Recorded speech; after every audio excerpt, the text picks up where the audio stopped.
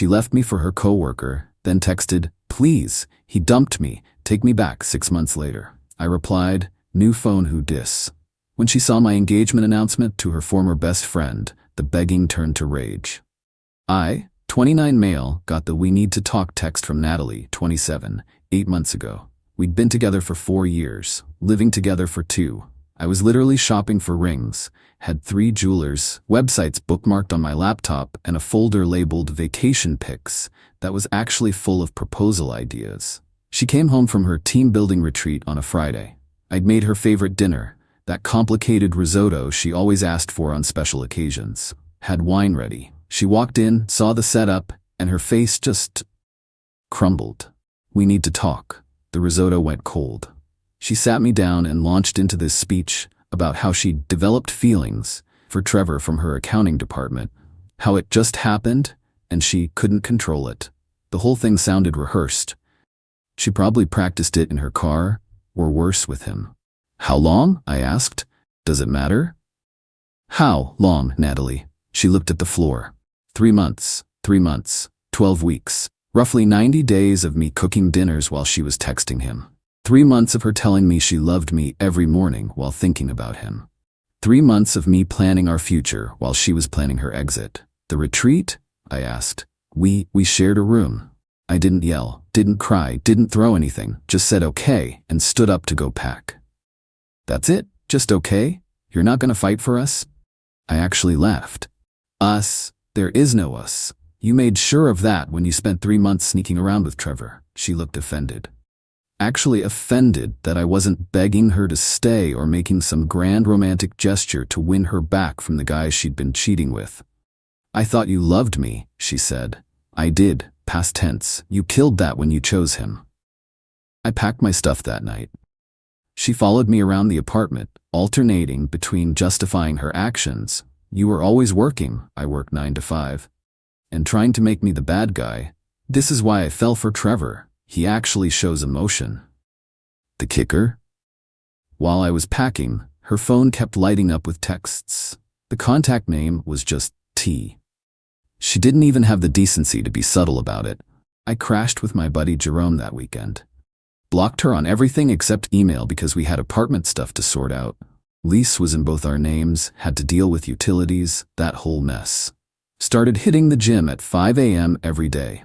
Not for some revenge body transformation, but because I needed somewhere to put all this rage that wasn't at the bottom of a whiskey bottle. Plus, exhausting myself physically meant I could actually sleep instead of laying awake thinking about all the signs I'd missed. 2 weeks after I moved out, her best friend Jasmine reached out via Instagram. "Jasmine, hey, I know this is probably weird, but I wanted you to know I had no idea about Trevor. I'm disgusted. You didn't deserve any of that. Thanks, I appreciate you reaching out. I'm serious." I told her she's trash for this. 4 years down the drain for some guy at work, we're done. I can't be friends with someone who could do that. I figured it was just talk. Friends say things when emotions are high, then they make up over brunch and mimosas. But Jasmine actually meant it. She blocked Natalie everywhere, left their shared yoga class, even dropped out of their book club. We grabbed coffee a few weeks later. Just to talk. She was dealing with losing her best friend of 10 years.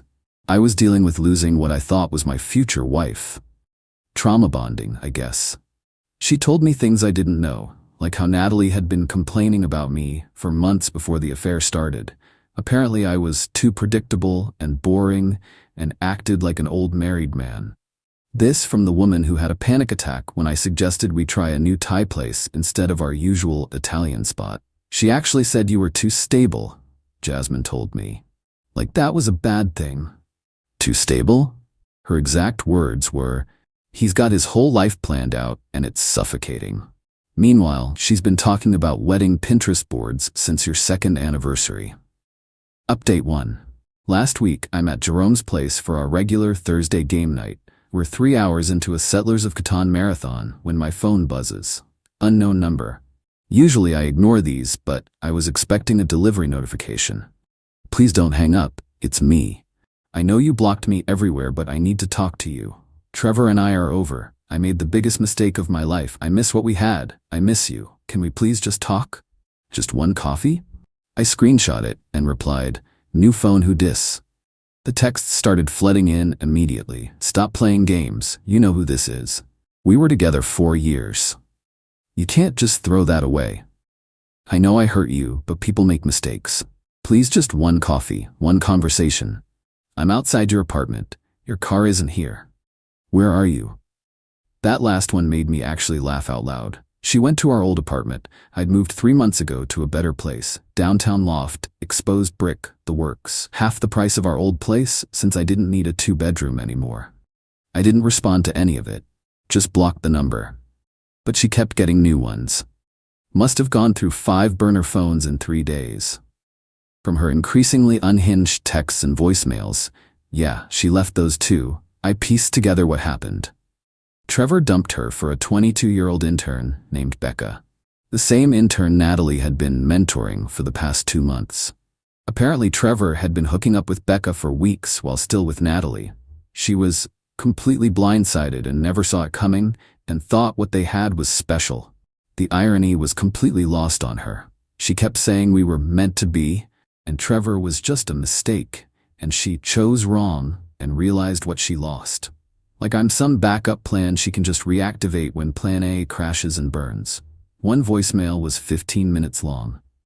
15 minutes. Just her crying and talking about all our good times and how she'd do anything to get me back. How she'd go to couples therapy, delete all her male contacts, even suggested tracking apps so I'd always know where she was. Psycho behavior, honestly. Update 2. Here's where it gets interesting. Remember Jasmine? Natalie's ex-best friend? We'd kept hanging out. Nothing romantic at first, legitimately just friends who'd both been burned by the same person. We'd grab coffee, hit the gym together sometimes. She's into powerlifting, which is badass. Occasionally do dinner.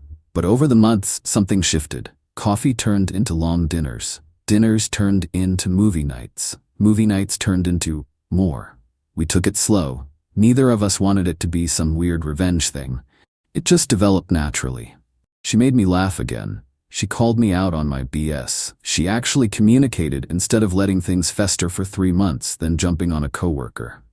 Last month, I proposed. It wasn't some grand gesture. We were at the sushi place where we'd had our first real date, not the trauma bonding coffee sessions, but an actual date. I'd been carrying the ring for a week, waiting for the perfect moment.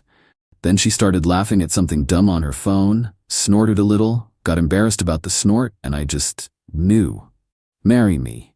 She looked up, saw the ring, and said, obviously, yes. But let me finish this California roll first.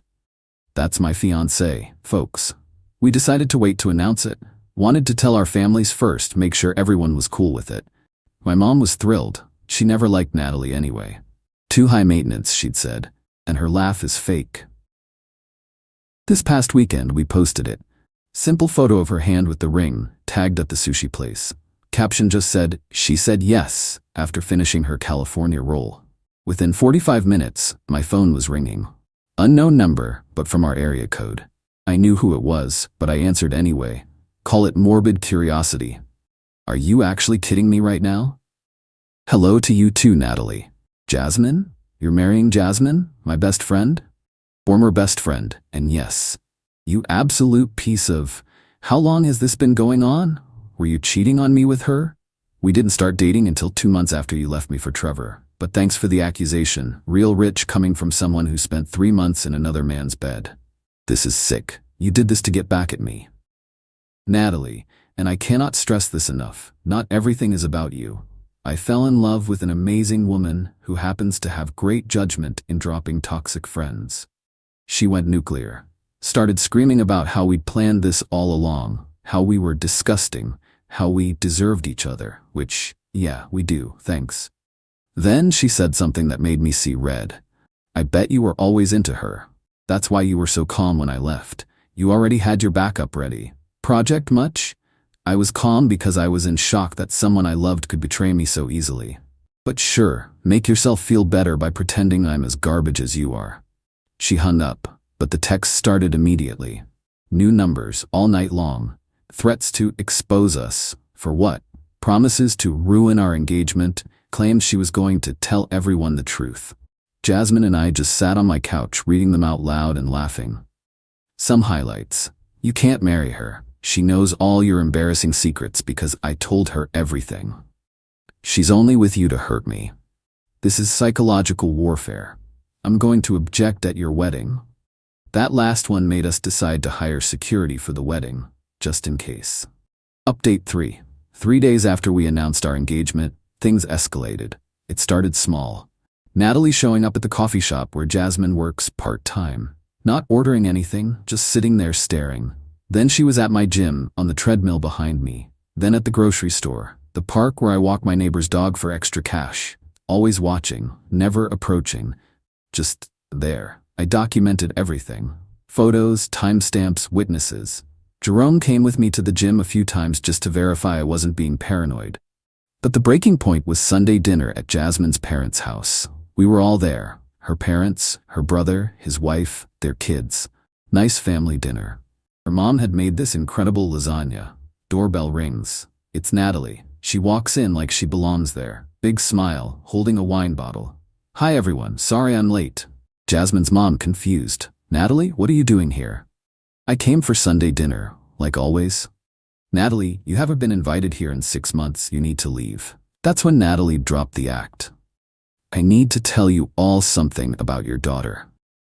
She launched into this speech about how Jasmine had stolen me, how we'd been having an emotional affair while I was with her, how Jasmine was a homewrecker who couldn't be trusted.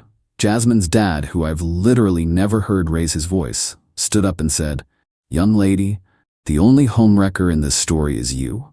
You cheated on that boy for months. Jasmine had the sense to cut you off for it. Now get out of my house."